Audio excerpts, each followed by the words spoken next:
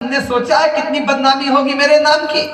लोग कहेंगे जिन राम के नाम से पत्थर तैरते हैं वो राम पत्थर डाले पत्थर डूब गया, लोगों का भरोसा उठ जाएगा।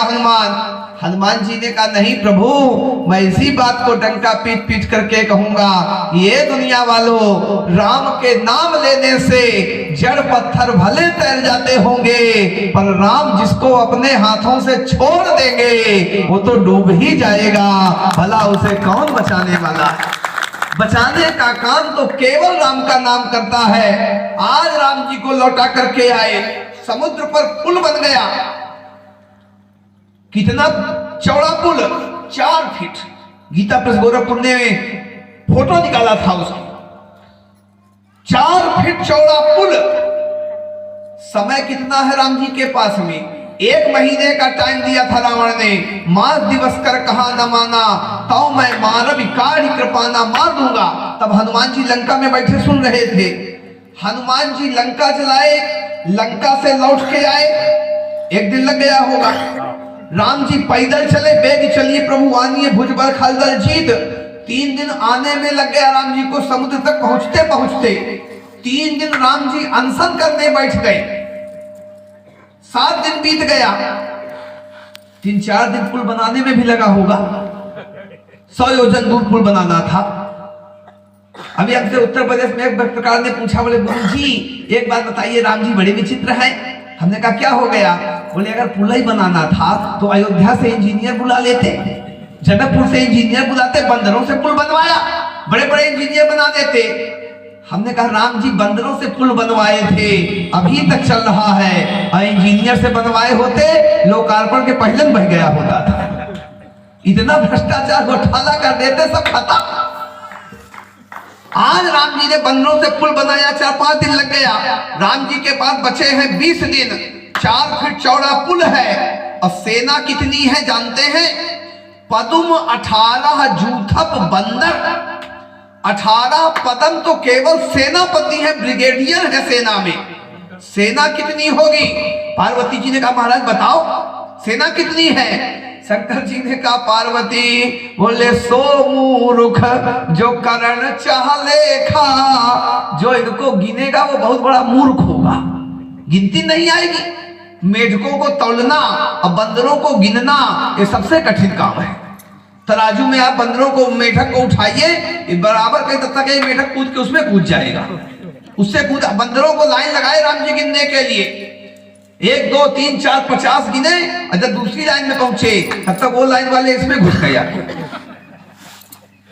शंकर जी का पार्वती 100 मूर्ख जो करण चाले खा, लेकिन सेनापति बता सकता हूं, पदुम 18 जूथा बंदर।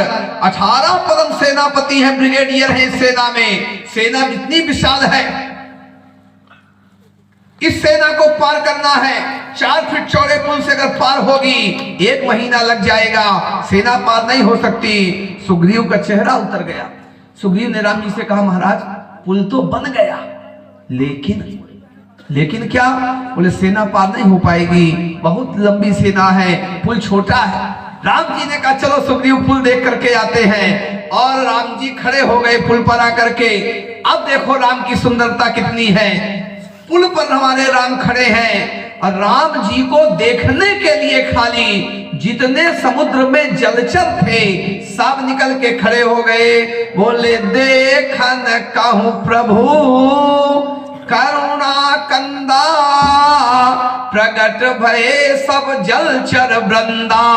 कैसे हैं? बोले मकर नक्र नाना झस ब्याला, सद जो जन तन परम विशाला।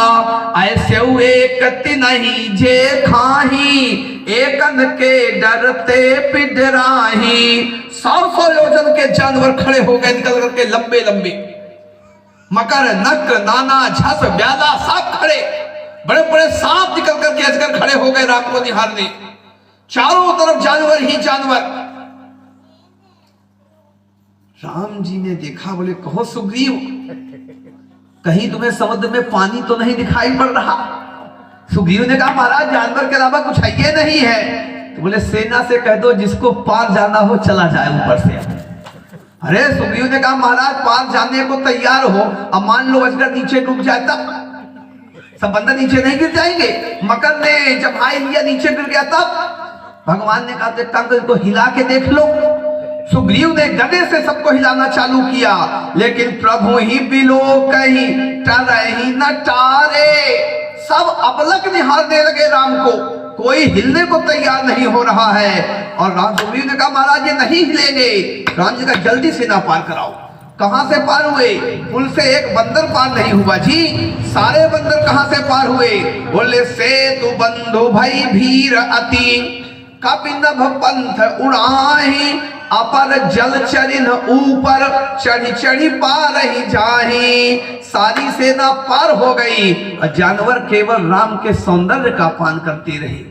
ये हमारे राम की सुंदरता है। चाहे वो पेड़ हो, चाहे वो नागिन हो, चाहे वो समुद्री जलियान जलचर हो, जलचर नभचर थलचर नाना जे जड़ चेतन जीव जहाना।